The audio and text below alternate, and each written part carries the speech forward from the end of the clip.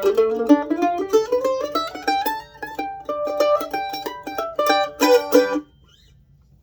folks. We're back again. And this video, I thought I'd do something a little bit different than a few of my other gear videos. I'm going to kind of show you what I keep in my mandolin case. And thought I'd do a series of videos of what I carry in my mandolin case. So let's get right into this, shall we? Alright, and I just want to let you all know in this video that I am not sponsored by any of these folks, so there's no promotions. All of my gear videos, there is no promotions or anything. So one thing I want to start off with that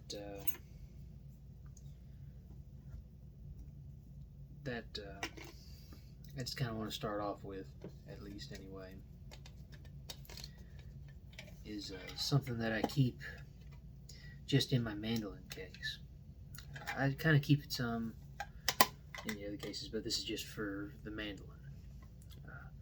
I know a lot of us could probably use these, but this is not Altoids. This is basically where I keep all my spare picks. You know, I got some Wiegans mixed in there and stuff.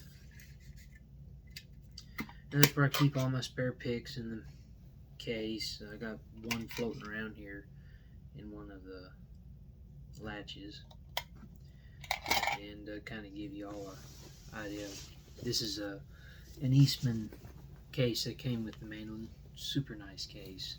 It's a hard shell case with a canvas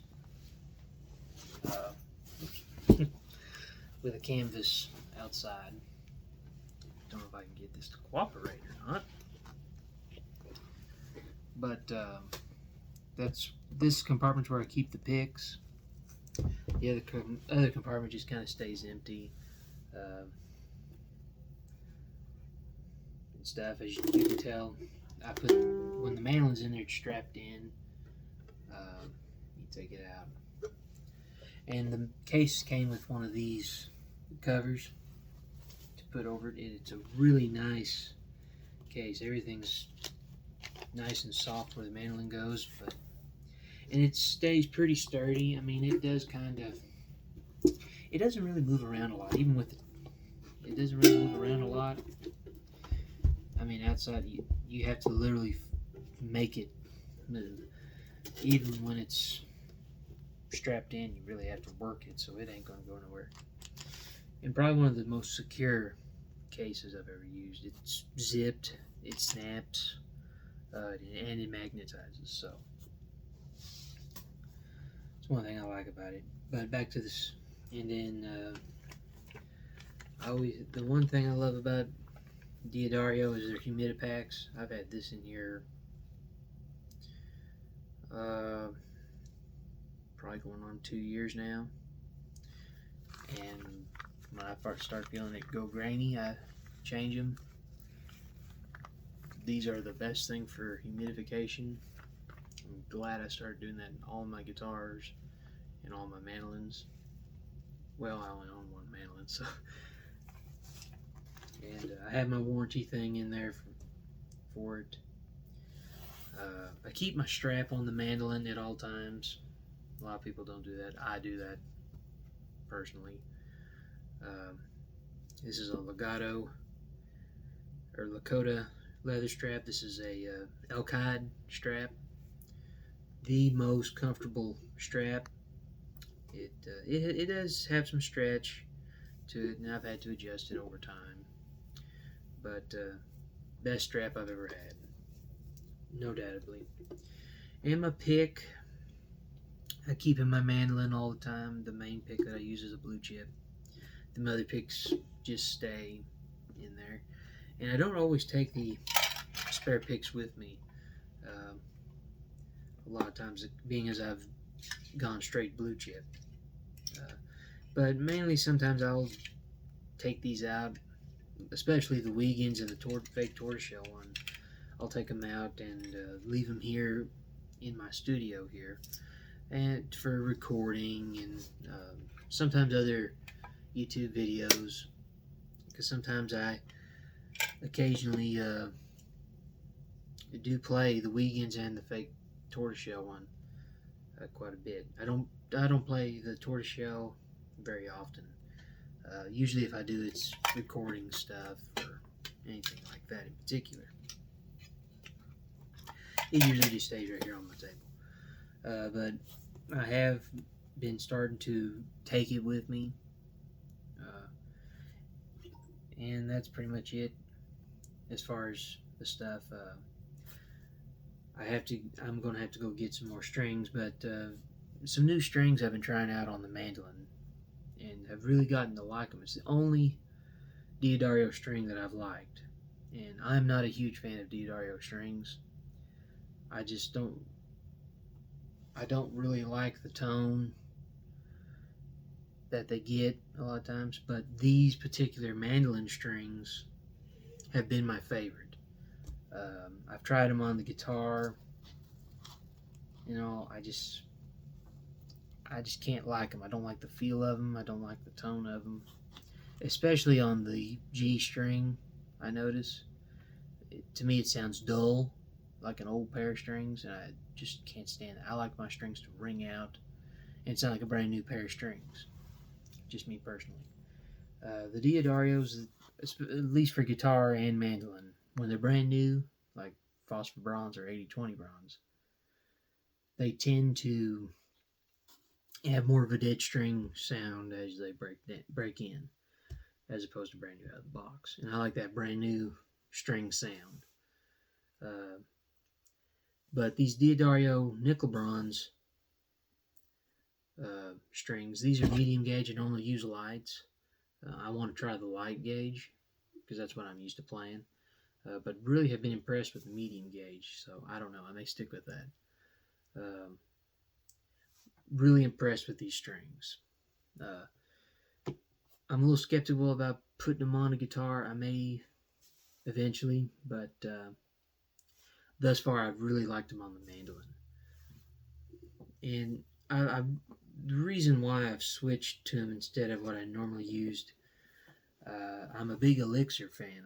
They seem to last longer. Well, they've quit making mandolin strings and banjo strings, and I was very disappointed. They should be ashamed of that because I thought they made the best strings, and I still think they do to this day. They still make the best guitar strings.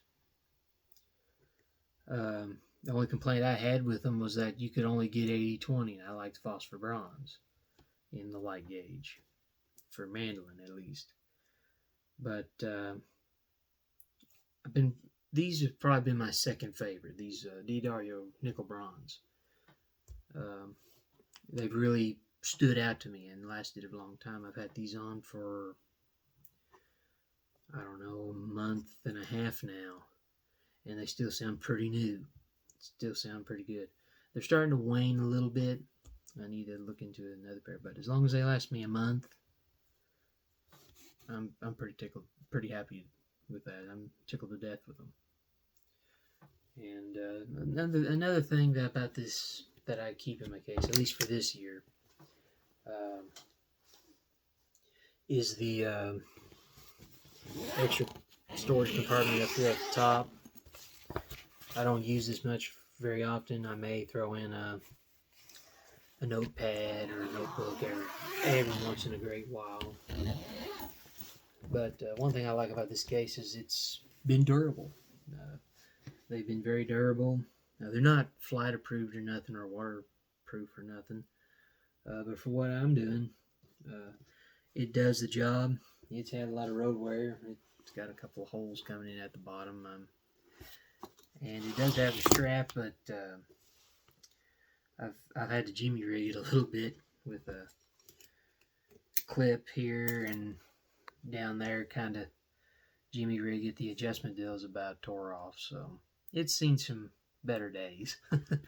But that's pretty much all I keep in this case. I keep it to a bare minimum. I have a gig bag that I take with me, and eventually I'm going to do a video on that for what I travel and do with the group Unashamed. But for the most part, that's pretty much all I keep in my case. I keep it all to the minimum, and that's the main thing with me. I'm a kind of a minimalist.